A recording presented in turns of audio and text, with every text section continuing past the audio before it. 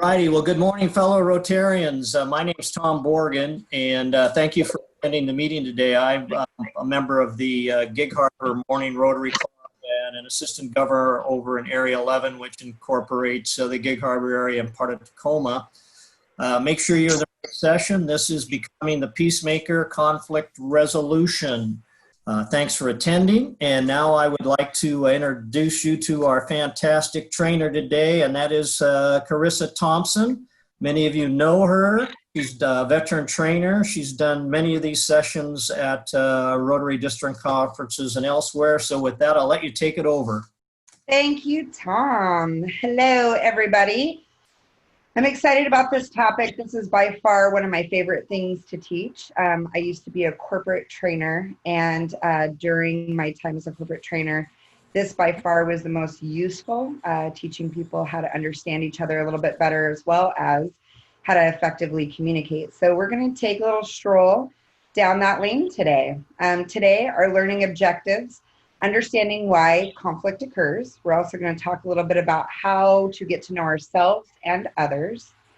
And then we're going to touch on some topics under effectively communicating. So to start, let's talk about why conflict occurs. And normally in a class setting, I would ask what people think on why conflict occurs. But I think we can all agree that a lot of times it's because we have different ideas or thoughts or viewpoints on different situations or topics. So for example, you probably see it if you're on social media. You're probably seeing it all the time. One person has a certain view, somebody else has an opposing view, and then all of a sudden there's conflict and there's a string of comments, right? A lot of times these situations aren't right or wrong answers. And so we treat it like they're right or wrong answers, and that's what brings the heat to it. So because we want someone else to be wrong or I want to be right, it's that constant back and forth, when really at the end of it, neither one is wrong or right. It's your own perception. People typically feel conflict whenever someone else makes them feel or guides them to feel anger, maybe sadness, maybe something that you said created some sadness in me and now I want to have conflict, worry or anxiety, confusion, and then maybe sometimes one or both or more have trust issues. So now that we know kind of why conflict happens, let's talk about who. So one of my favorite things that folks can do is discover other people's personality types. I'm a firm believer in these. I like these two, which one of them is the DOTE personalities, and that's from Richard Stepp. He kind of explains the personality types in birds, and that's the one we're going to use today. But then there's also a really cool 16 personalities, and both of these are free to take an assessment. And I would strongly encourage for you to potentially take some of these questionnaires and have at least your board do it, so that you can understand the different personalities of each of your board members, so you can communicate a little more effectively to them. So the other one, again, is 16 personalities. And as many of you guys know, typically it's broken down into 4 categories. Some people have heard of the letters, the IDGF, whatever those letters are. Also, there's the colors, there's the dogs. I prefer the birds. The 16 personalities takes a deeper dive into those 4 categories. So just so you know, the 16personalities.com, that one is a little more intricate. So if you want to get a little more high level on it, you can. So again, Richard Stepp is the one who put together the birds' personalities, and it's dove, owl, peacock, and eagle. So when we think about a dove, and the reason why I love the birds is because it helps us understand how these birds are in the natural habitat and how all of them are useful and helpful. So when I think about a dove, oftentimes I think about how peaceful they are, right? They're kind of the symbol of peace. Well, that says the same in a setting of the personalities. So a dove typically is team-oriented. They're caring, devoted, trusting, great listeners. They're the peacemakers, right? However, if you aren't a dove, or maybe you don't understand how a dove works, then sometimes they can seem indecisive, impractical, vulnerable, hesitant. Maybe they think of others too much. So maybe if your club is having a discussion about, oh, should we do this fundraiser or that fundraiser, the dove is going to think every idea is a great idea because they really try to see things from other people's eyes. So it may seem like they're a little indecisive. However, club benefits, they're great mediators. So if there already is conflict in your club, they're great mediators to kind of keep the peace. They're very adaptive, flexible, fair, and cooperative. So a lot of roles that a dove could serve in, the membership committee or a membership chair, they're great for this. Also, if you have a check-in desk, whenever you come in for your club meetings, they're great as a greeter and to really welcome people in. So if you know of some doves, and right now, if you want to take some time and just write the word doves, if you're taking notes, if you want to write the word dove, and if you can think of a few of them in your club already, you want to keep in mind that if you want to inspire them and lift them, they love closeness, affirmation, kindness, and caring. And the thing to really derail them and push them away is selfishness, insensitivity, conflict. One of the key elements is if your club experiences a lot of conflict, you'll probably see a lot of doves either leave your membership or go to different clubs. So if you're seeing that, then maybe it's a great time to really acknowledge how you can effectively overcome conflict, which is why you're taking this class, I'm assuming. So the next bird that we have is an owl. And if we think about an owl in the wild, oftentimes they're kind of loners. They like to, habitate alone. Also, they don't necessarily fly real well. So they have to be very tactical and they have to think and kind of weigh out every odd. And so some of the strengths that you can see in an owl personality is they're very thorough and factual and pretty reserved. They're pretty practical and calm, but one of the highlights I like to show in an owl is they avoid risk. So if your club is thinking about doing a project or an activity that might have some risks involved in it, that owl is really going to try to pull it to the other side of potential lack of risk taking, which can be good, but it also can limit things. So let's talk a little bit about the limitations of an owl. Sometimes they can be perfectionists. So every I has to be dotted, every T, which again can lend itself well, but it can also hold a process up a bit. Sometimes they can seem withdrawn or dull, potentially be seen as unfriendly or unapproachable or shy. My stepdad, he is an owl. And so I remember being at a wedding and I was out on the dance floor, getting everybody to come out on the dance floor. And he's sitting over by a table, eating cake and just drinking his punch. And, I go over there, I'm like, yo, James, let's go. Come on the dance floor. And he's like, no, I'm good. And I'm like, but you're not having any fun. And he's like, I'm having the best time of my life. And I had to realize what fun looks like for me doesn't necessarily look the same in other personality types. So I think that's an important point to bring up because I think a lot of us think that other people need to operate in our style.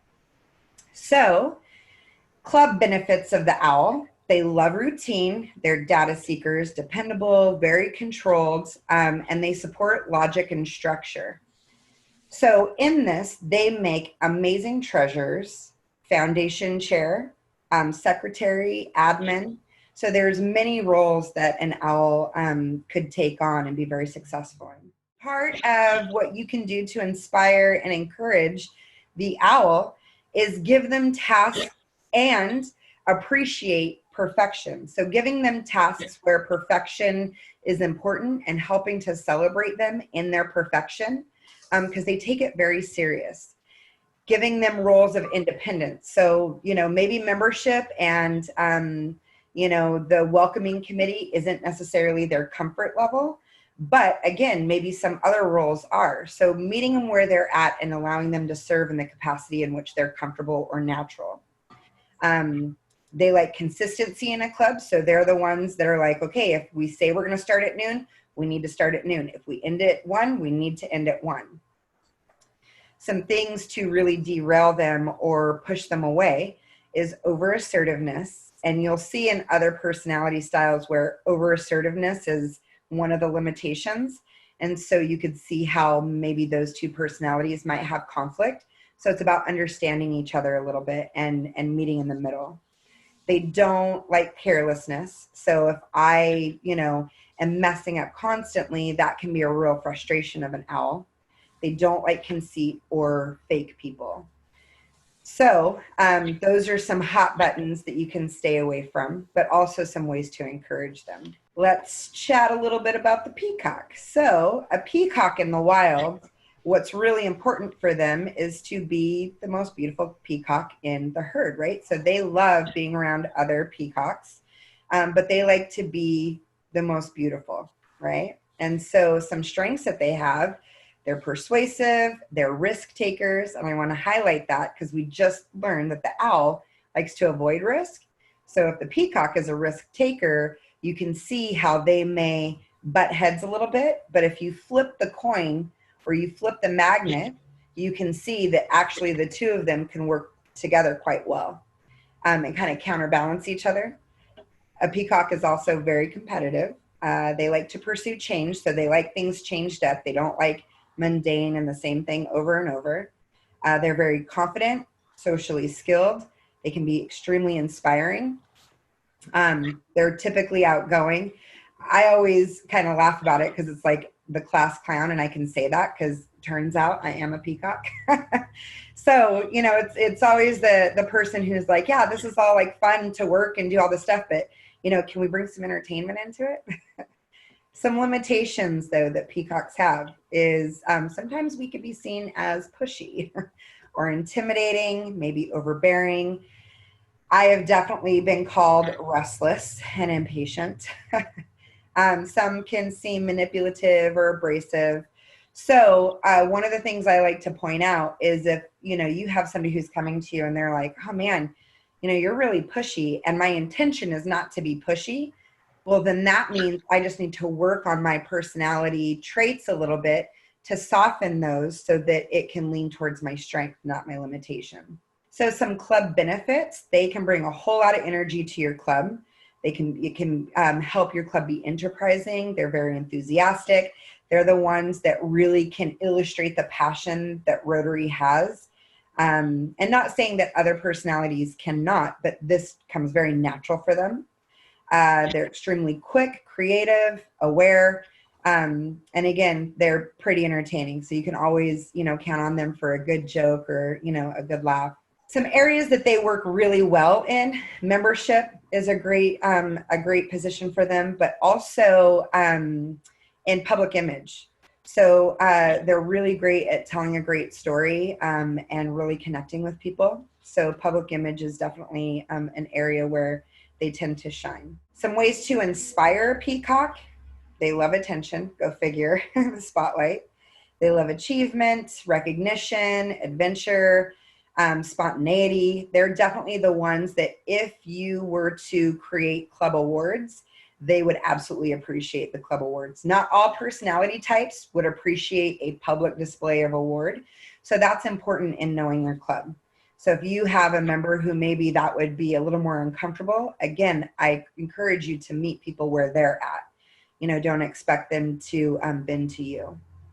Some ways you can turn or derail a peacock is lack of enthusiasm, waiting, or indecision. So if you're going back and forth and you can see the owl, they weigh everything out. So you can see that with a peacock and an owl relationship, it might, be frustrating because one's going too fast and one's going too slow. But again, if you just flip the magnets and you pull them together and teach them how they both can lend well to each other, it makes that relationship so much more effective. And then the eagle. So a lot of times Eagles in the wild, they don't hang out with other eagles, right? And they're like the king of the sky, and they can navigate through any wind change, any element. You know, they're really quick to readapt.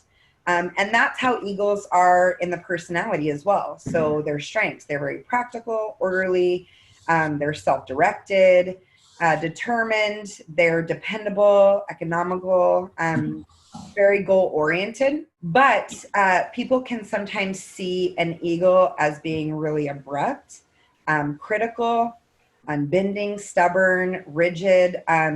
Typically, they're the ones that people say, "Oh, they're so insensitive. I can't believe, they would just bark orders at me." Well, it's not that they're trying to bark orders. They just see life in a task bar, right? So they see all the different tasks that need to be checked off, and sometimes they forget to bring feeling and sensitivity to it because that's not the area in which they necessarily operate from. They're tactical, right? So when you think of somebody being direct or, to the point, if you are not enjoying that kind of communication, you need to be fair to just explain to them, hey, whenever you say that, this is how it makes me feel. Can you do this?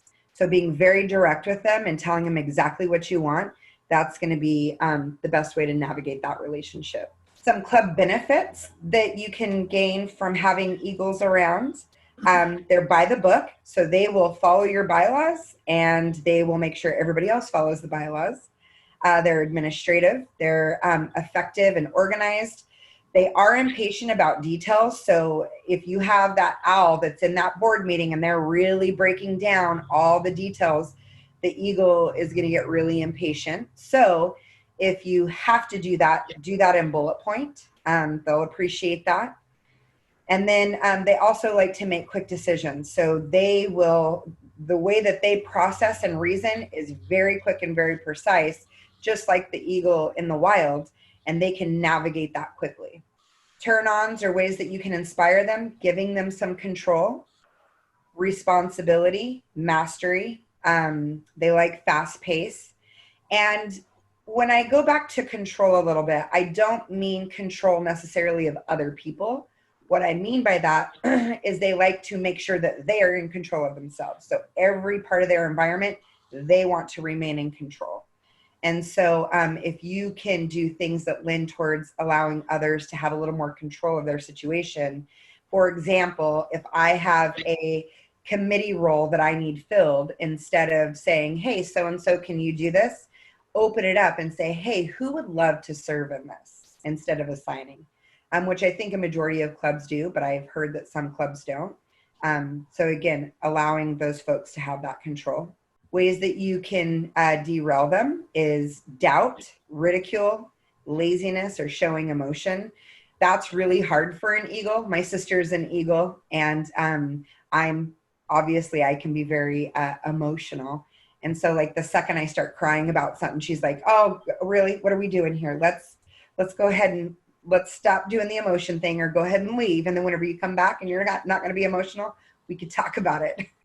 So it's definitely something that makes them a little bit uncomfortable because they don't know how to deal with that. So just keep that in mind when you're dealing with eagles. They're great as secretary, admin. All of these would serve well as president or president-elect. Oftentimes I like to illustrate that by having people practice figuring out personalities through different presidents that we have. So like thinking of your list of presidents, Lincoln, what do you think Lincoln was? What do you think Roosevelt was?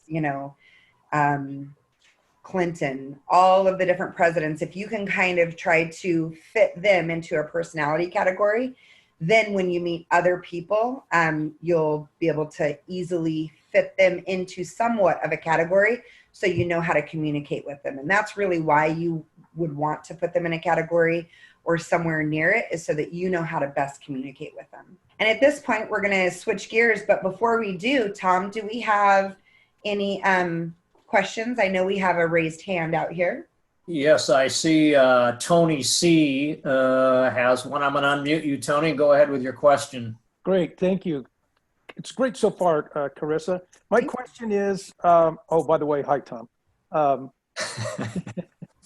My question is, we have there's 4 main personality traits there. And whichever one you happen to be looking at the list, I know which one I am because I just based on that. Is there another one that I could relate to? Like if I'm an eagle, I'll just say it out loud. Like maybe I would have tendencies to be like a dove for my second personality trait, or Absolutely. And whenever you take the personality test for the dope personality test, you'll see that there's a quadrant that looks like this. Up top is how much you look for leadership or assertive roles. Down below is the more you don't mind being led. And then on this side, it's how much in relationship you need versus a relationship piece of it is not all that important. Not saying that relationships aren't, but if I'm an owl or an eagle, I might have 5 or 6 really close friends. If I'm a dove or a peacock, every single person is my best friend. So, depending on your quadrant, so whenever you take the test, you're either the triangle big or little. So the more in the center you are, the more rounded you are in some of these other personalities. And the more you know about yourself, the more you can round yourself out a little bit. I used to be a really big triangle in the peacock, you know? So then as I learned and kind of learned how to mold and adapt myself, I actually have come down a little bit to where I can be a little more adaptable. And it's not that someone had told me one day, they were like, oh, well, you're selling yourself out.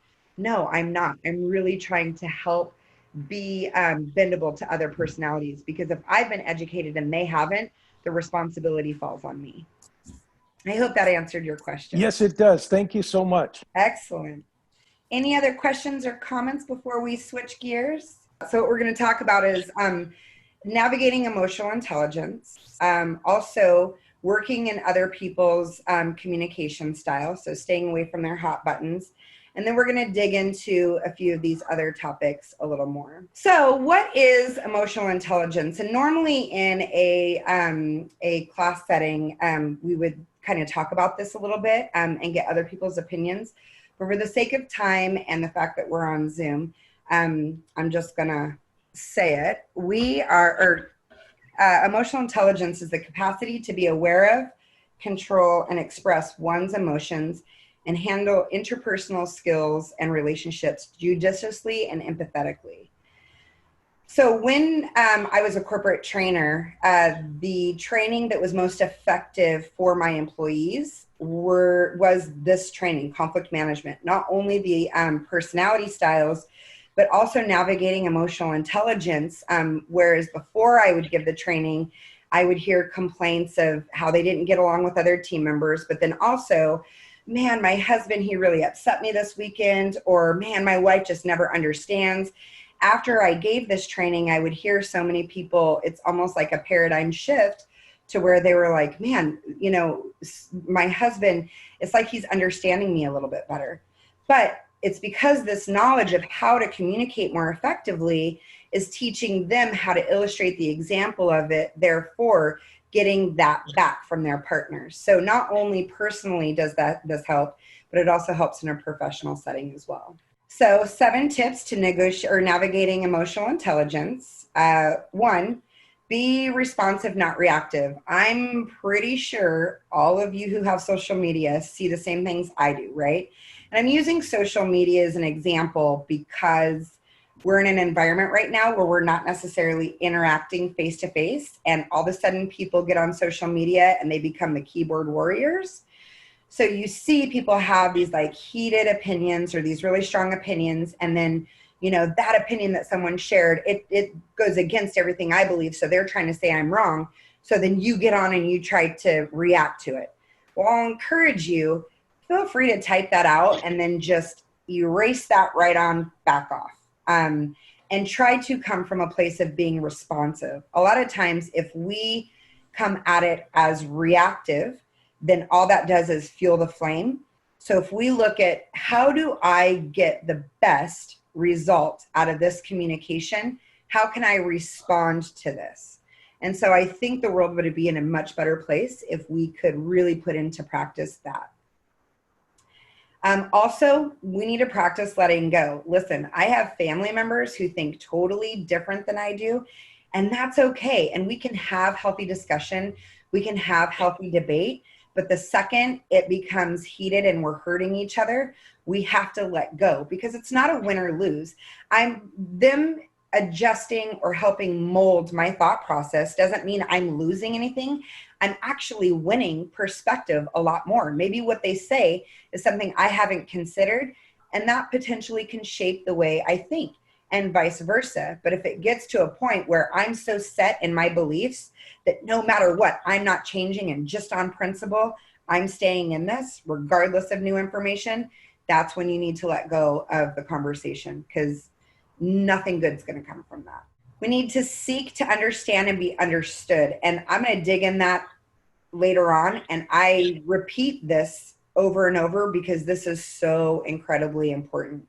So in a minute, we'll dig into that a little bit. Know your limits. So as you're starting to feel the heat rise, right? And you're like, oh, I'm about to freak. Know your limits, to just walk away from it. If somebody on your social media or anywhere else is, constantly posting things that make that happen for you, you are, number one, allowing them to have that control. So you have to stop giving them that control. But part of what you can do is just mute that conversation to where anything they post, it's just muted. I have a few family members that I've had to mute because they have very strong opposing beliefs than I do. And it's just unhealthy for me to read that, because it does make me want to react. So because I know that, I have to just hold that aside. And unless I'm having a face-to-face conversation with them, I don't want to get into that. So know where your limits are. Keep things in perspective while being empathetic is extremely important.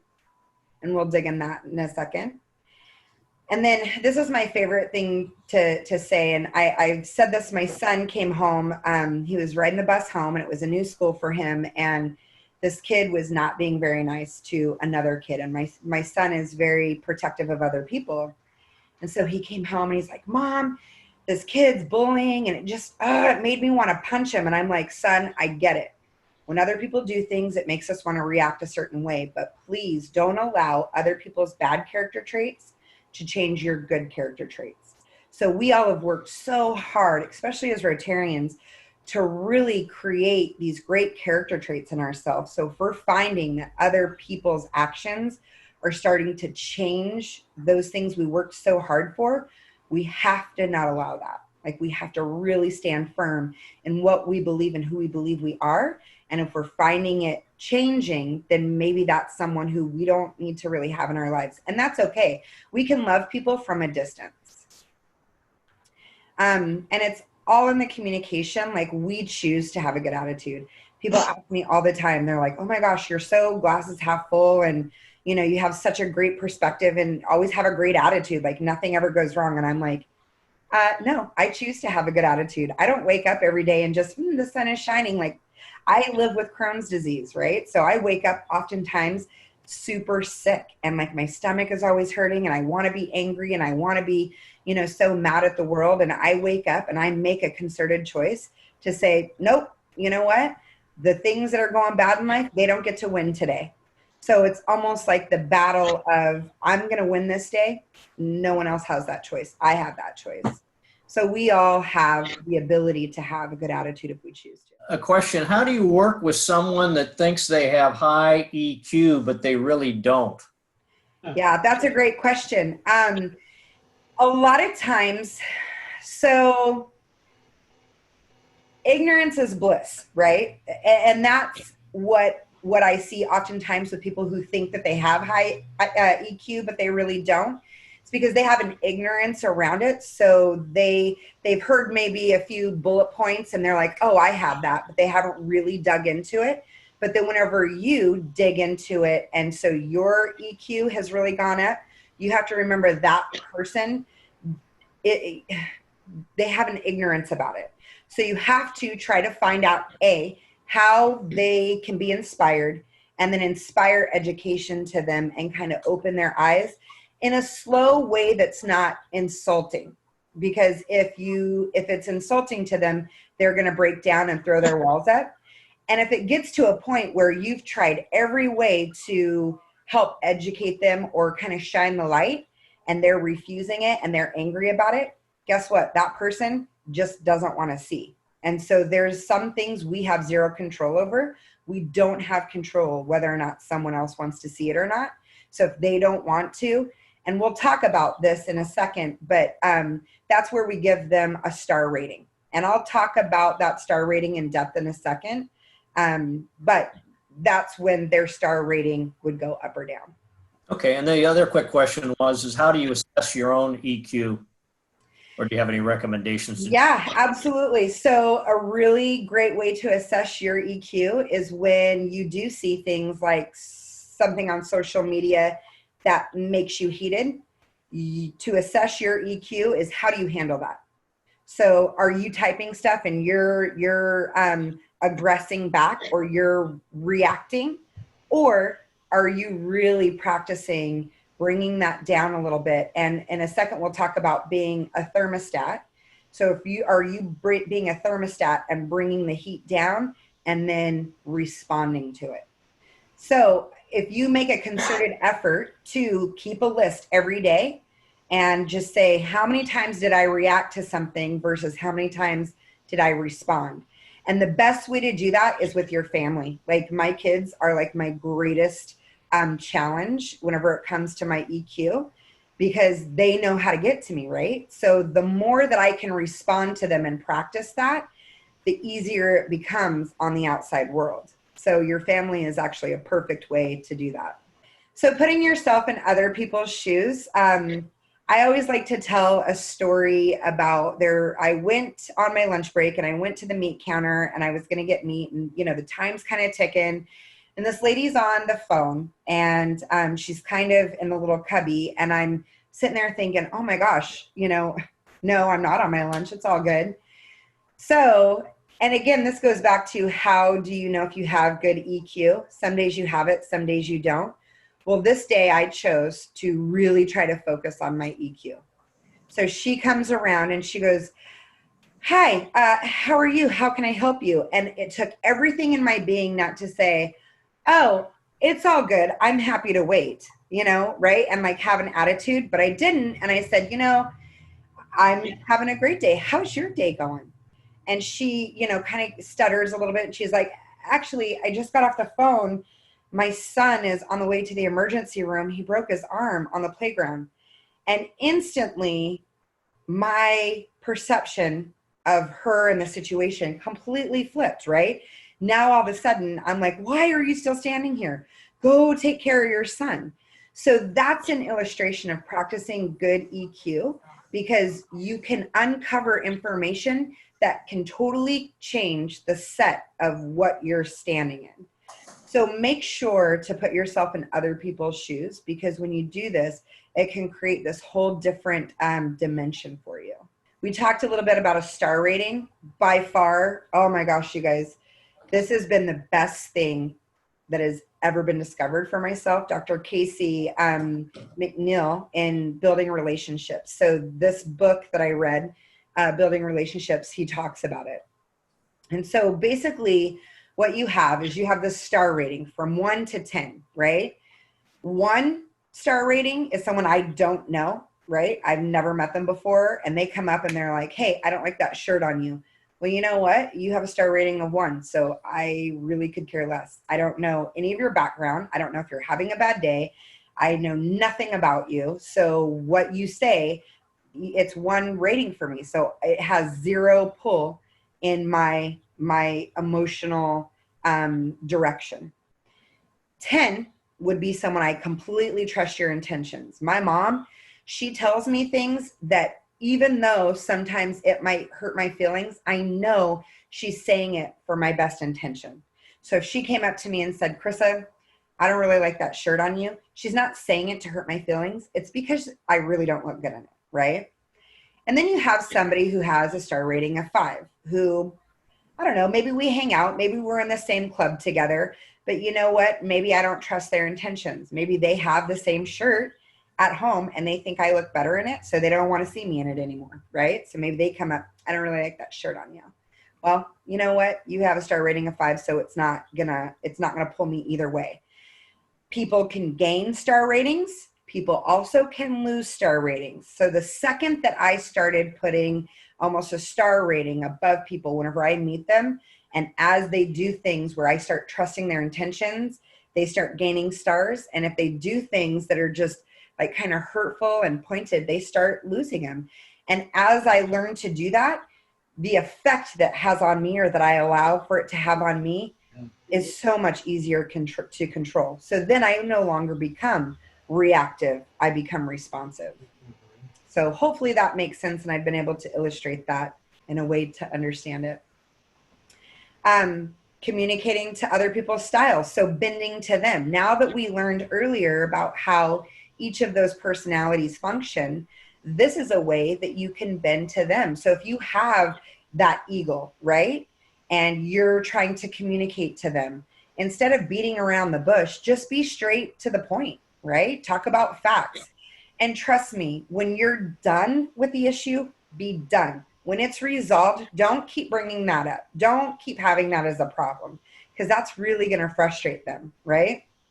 With your owls, they don't like conflict, right? They don't want to give you an answer of how they feel about it right now. They need time to process it. So a lot of times it's best to do that in writing for them. So that way they can really break it all down, and then they'll write how they feel back. With a dove, they want you to know that you're taking into account their feelings, right? They want connection and eye contact. They're the ones that want to work through this in person, but do not do things that are hurtful. Like really have the intention of resolve at the end of that conversation. And with a peacock, try to see their perspective, because they think of things very differently, but do not be hurtful to them, because they are sharp. And if you hurt them, they feel personally attacked, and what they think to do is be reactive and be hurtful back. And so with a peacock, try not to make them look bad. Like don't call them out in front of everybody, right? Because that embarrasses them, and then they feel like they need to be defensive. And once defensive, they'll start, acting in ways that probably isn't the most healthy. The thermostat that I spoke about earlier, knowing how to have strong EQ, is knowing how to be the thermostat, not the temperature. So if you start seeing, and you're a part of a conversation, it could be a group, it could be 2 people, it could be you and another person. If you start feeling the temperature rise in the room, your ability to be the thermostat and bringing it down, that's how you know you're getting closer to mastering EQ.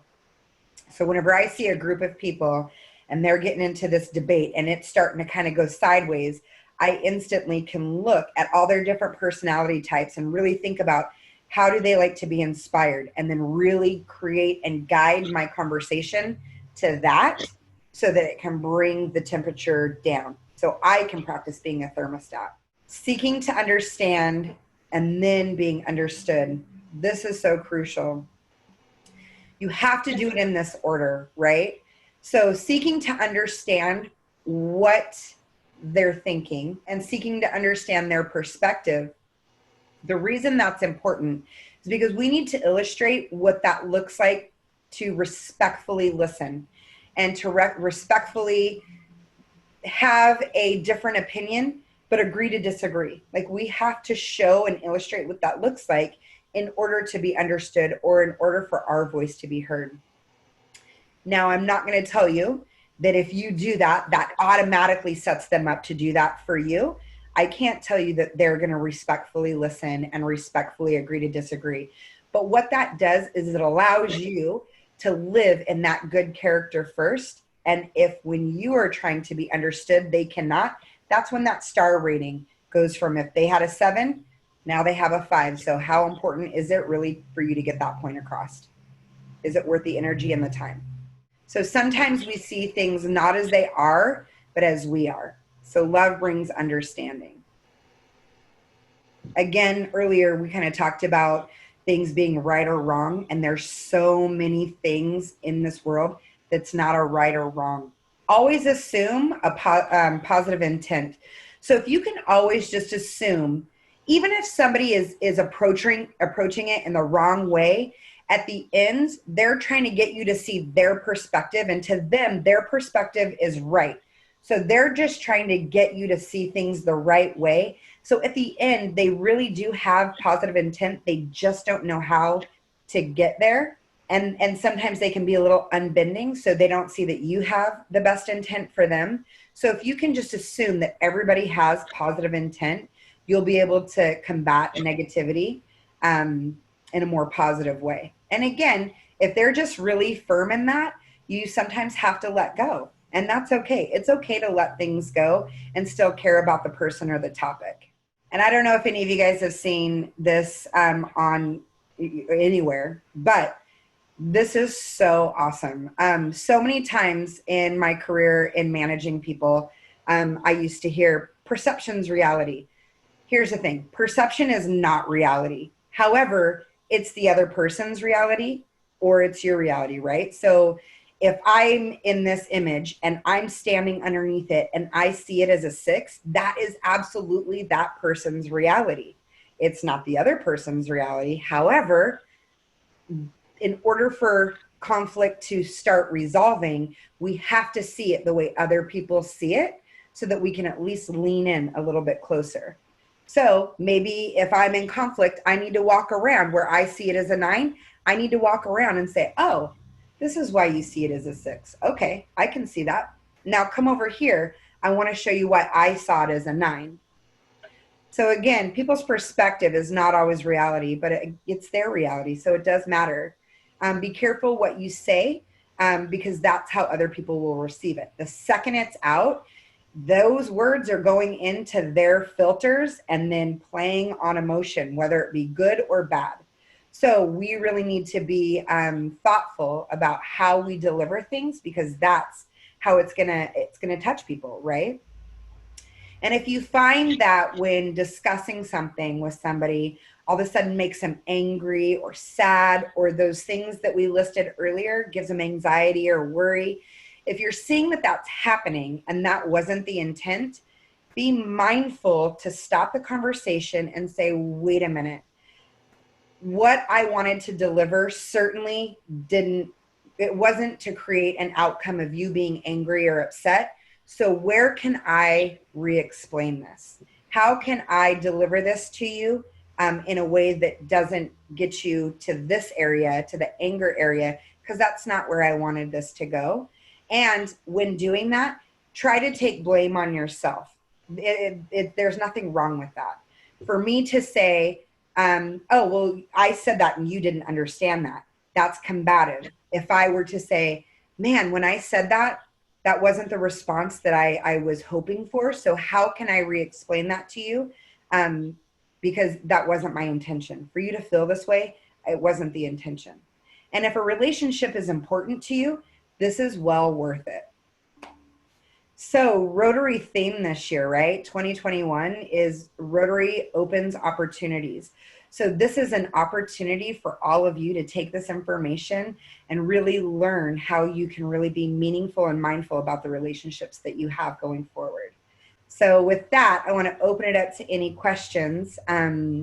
Tom, I've got a couple here, and I apologize. It's iPhone Norm. I'm going to put you on, and I apologize you had to wait to ask this question, but give it a shot. Great. Well, first of all, I want to say it's great to have Carissa as a member of the Downtown Puyallup Club. She's fantastic. She did a great job. And I love the way you presented it. And I love the idea of the quadrants. I thought in my mind when I was going through the owl, I was thinking of analytical, eagle. I was thinking of hard driver, peacock. I was thinking of emoting, emotions. They have high EQ.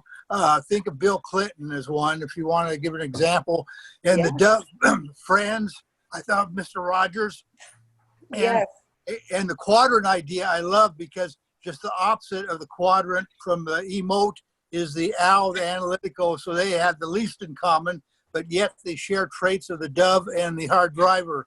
Yeah. And owl with the eagle and the dove, but the motor. So it's great the way it does it. You did a great job presenting it, Carissa. Good job. I'm going to give you a 10 out of a 10. Oh, thanks, Mark. Sounds like bribery. All right, I have another question from Sure. Brian. Brian, I'm going to go ahead and let you ask your question to Carissa. Oh, yes. Hi, Carissa. Very interesting presentation. Thank you. I'm president-elect at PETS. The common theme that I saw was basically that change, as they would say, change is not only inevitable, it is necessary.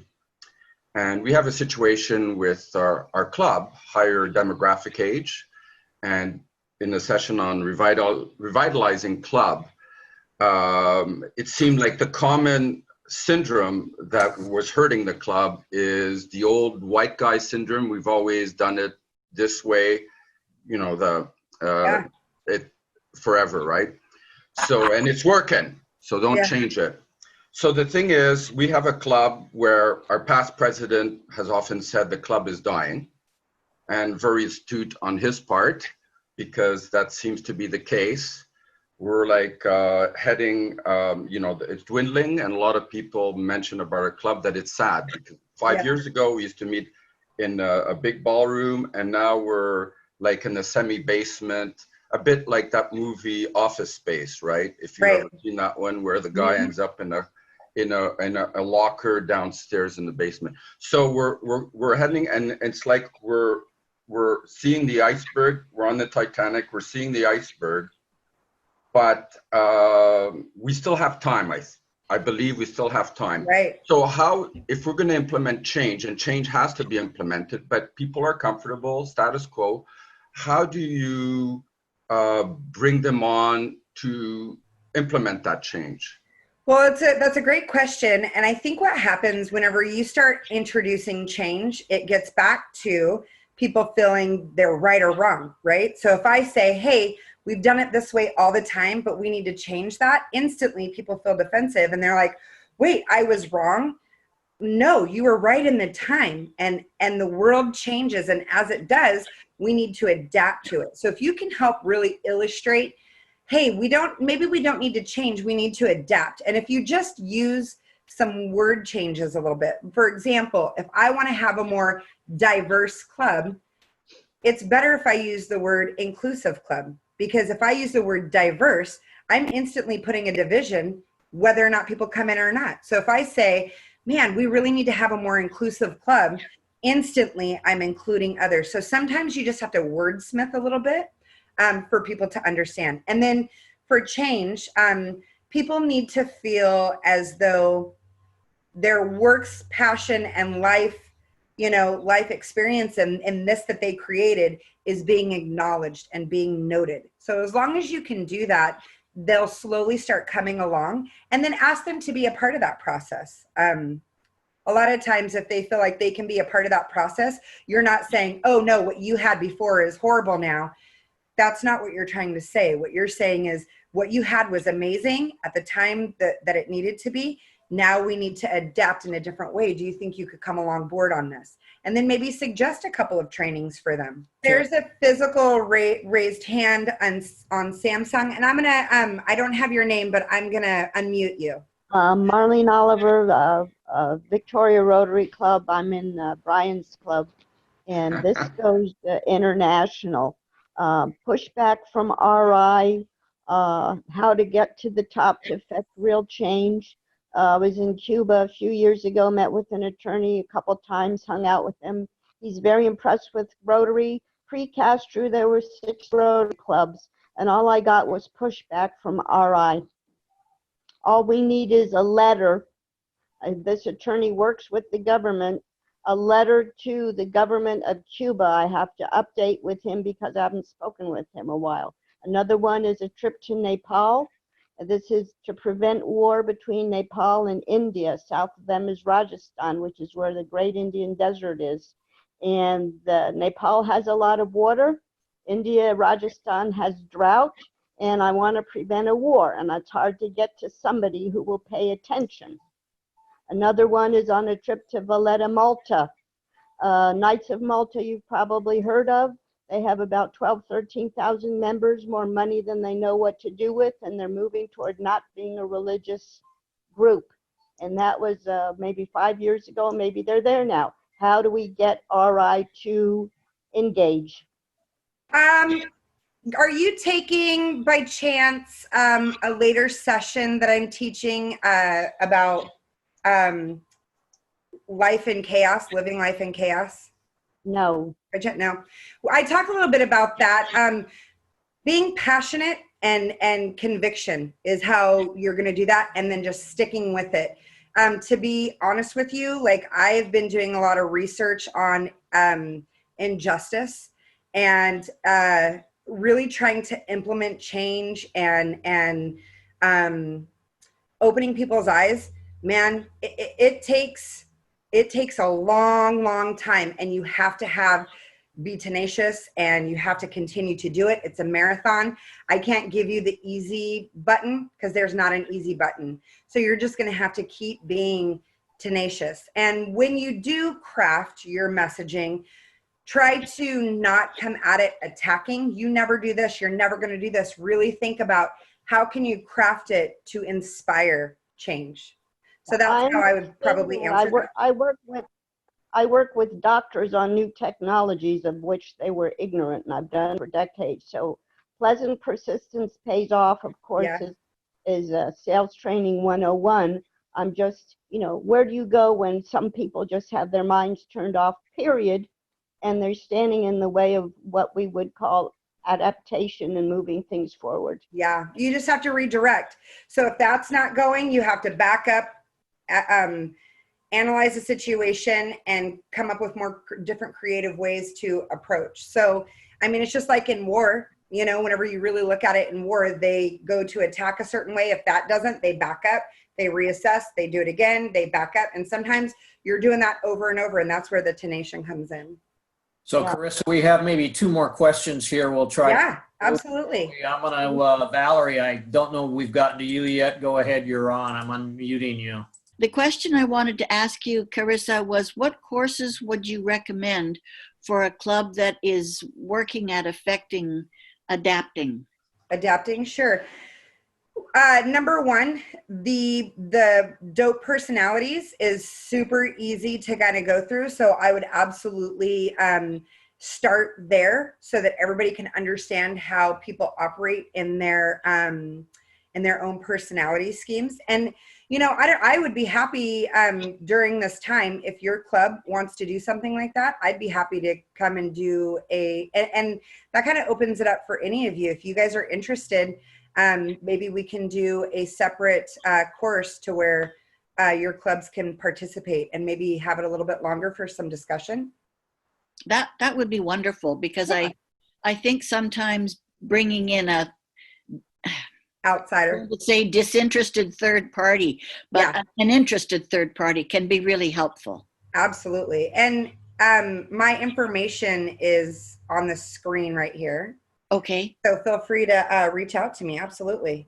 Okay. And is there anything else that you would recommend? I do a lot of podcasts, and basically what you can do, and it's kind of a fit of whatever works for you. So like whenever you go into a podcast, if you put strengthening EQ and listen to a couple of those and find out which one resonates with you, those are really productive, and they're simple. Also TED Talks, if you go into TED Talks and put those topics, you'll find some that will, those are the ones I use that are free. Okay. Yeah. So that's TED Talks. Yep. All right. Okay, so we have time for one more question. Hal Hodgins, I'll unmute you here. Go ahead, Hal. Yeah, I enjoyed the presentation. I saw you at another conference and loved it. My wife and I just sat through it again, and it was very good. The thing I hadn't seen before was the quadrant thing, and you were talking about it, and it almost sounded like you had it on the screen, but I'd like to see it, And So I didn't have it on the screen because I had to, normally this is like an hour and a half presentation, so I had to take Yeah. some of that out. But Okay. if you go to the dopepersonalities.com, you'll be able to see the whole entire packet, and the packet will show and explain the quadrants. Okay, thanks very much. Absolutely. Great presentation. Thank you. Okay, one more, Bonnie, and then we're going to cut it off here. If anybody else has questions, put it in the chat room with your email address, and then we'll try to respond to it. And you're more than welcome to get a hold of me. Right, so Bonnie, you're on. Carissa, this was amazing. And the question is really, really quick.